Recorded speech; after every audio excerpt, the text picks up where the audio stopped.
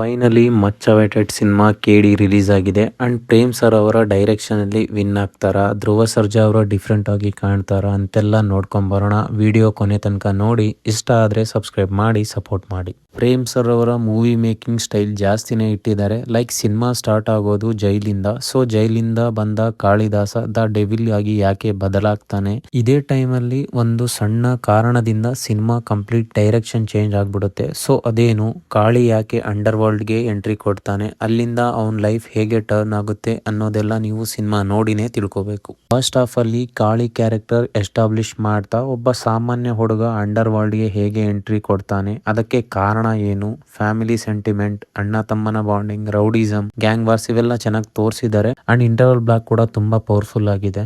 And second half ಇಂದ cinema complete shift ಆಗುತ್ತೆ. ಧ್ರುವ ಸರ್ಜಾ ಅವರ ಕ್ಯಾರೆಕ್ಟರ್ಗೆ ಸಿಗೋ ಎಲಿವೇಶನ್ ತುಂಬಾ ಇಂಪ್ಯಾಕ್ಟ್ ಕ್ರಿಯೇಟ್ ಮಾಡಿದೆ. ಫೈಟಿಂಗ್ ಸೀನ್ ತುಂಬಾ ಸ್ಟೈಲ್ ಆಫ್ ಆಕ್ಷನ್ ಇಂದ ತುಂಬಿದೆ ಅಂಡ್ ರಕ್ತಪಾತ ಜಾಸ್ತಿ ಇದ್ರೂ ಮಾಸ್ ಆಡಿಯನ್ಸ್ಗೆ ಇಷ್ಟ ಆಗೋ ರೀತಿಯಲ್ಲೇ ಮಾಡಿದ್ದಾರೆ.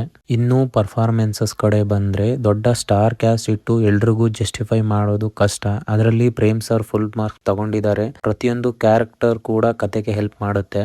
ಧ್ರುವ ಸರ್ಜಾ ಅವರ ತಮ್ಮ ಪ್ರೀವಿಯಸ್ ಸಿನಿಮಾಗಳಿಗಿಂತ ಇಲ್ಲಿ ಬೆಟರ್ ಆಗಿ ಕಾಣಿಸ್ಕೊಂಡಿದ್ದಾರೆ. ಅವರ ಬಾಡಿ ಲ್ಯಾಂಗ್ವೇಜ್, ಆಕ್ಟಿಂಗ್, ಫೈಟಿಂಗ್ ಎಲ್ಲವೂ ಚೆನ್ನಾಗಿ ಕ್ಯಾರಿ ಮಾಡಿದ್ದಾರೆ. ಬಟ್ ರೇಷ್ಮಾ ಅವರ ರೋಲ್ ಕೆಲವು ಕಡೆ ಓಕೆ ಅಂತ ಅನ್ಸಿದ್ರು, ಇನ್ನು ಕೆಲವು ಕಡೆ ಲೌಡ್ ಆಯ್ತು ಅಂತ ಫೀಲ್ ಕೊಡ್ತು. ಸಿನಿಮಾದ ಸ್ಪೆಷಲ್ ಹೈಲೈಟ್ ಪಾಯಿಂಟ್ ಅಂದ್ರೆ ಸುದೀಪ್ ಸರ್ ಒಂದು ಪ್ರೆಸ್ ಮೀಟ್ ಅಲ್ಲಿ ಹೇಳಿದ್ರು, ಗೆಸ್ಟ್ ರೋಲ್ ಹೀರೋಗೆ ಹೆಲ್ಪ್ ಮಾಡಬೇಕು, ಗೆಸ್ಟ್ ರೋಲ್ ಹೀರೋ ಆಗ್ಬಾರ್ದು ಅಂತ. ಆದ್ರೆ ಕ್ಲೈಮ್ಯಾಕ್ಸ್ ಅಲ್ಲಿ ಬರುವ ಸುದೀಪ್ ಸರ್ ಅವರ Kalabhairava role next level. Literally ಆ ಸೀನ್ಗೆ ಕೊಟ್ಟಿರುವ elevation, screen presence full impact full ಆಗಿ ಪ್ರೆಸೆಂಟ್ ಮಾಡಿದ್ದಾರೆ. ಅಂಡ್ ಕ್ಲೈಮ್ಯಾಕ್ಸ್ ನಲ್ಲಿ ಕೇಡಿ ಪಾರ್ಟ್ 2 ಬಗ್ಗೆ ಒಂದು ಸ್ಟ್ರಾಂಗ್ ಹಿಂಟ್ ಕೊಡ್ತಾರೆ. ಪಾರ್ಟ್ 2 ನಲ್ಲಿ ಸುದೀಪ್ ಸರ್ ಮತ್ತು ಧ್ರುವ ಸರ್ಜಾ ಅವರ ಕೇಡಿ ಕ್ಯಾರೆಕ್ಟರ್ ನಡುವೆ ಇರುವ ಕನೆಕ್ಷನ್ ಏನು ಅನ್ನೋದನ್ನ ನೋಡೋದು ಇಂಟ್ರೆಸ್ಟಿಂಗ್ ಆಗಿರುತ್ತೆ.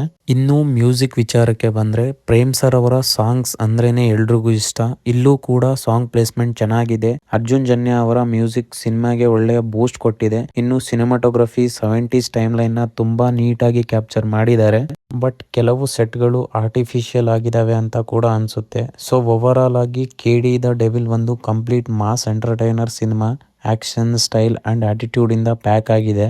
ಪ್ರೇಮ್ ಸರ್ ಅವರ ಡೈರೆಕ್ಷನ್ ಒಳ್ಳೆ ಮಾಸ್ ಸಿನಿಮಾ. ಇಷ್ಟಪಡೋರಿಗೆ ಇದು ಖಂಡಿತ ಇಷ್ಟ ಆಗುತ್ತೆ ಅಂತ ಹೇಳ್ತಾ, ಇನ್ನು ನೀವೇನಾದ್ರೂ ಸಿನಿಮಾ ನೋಡಿದ್ರೆ ನಿಮ್ಗೆ ಹೇಗ್ ಅನ್ಸ್ತು ಅಂತ ಖಂಡಿತ ಕಮೆಂಟ್ ಅಲ್ಲಿ ತಿಳಿಸಿ.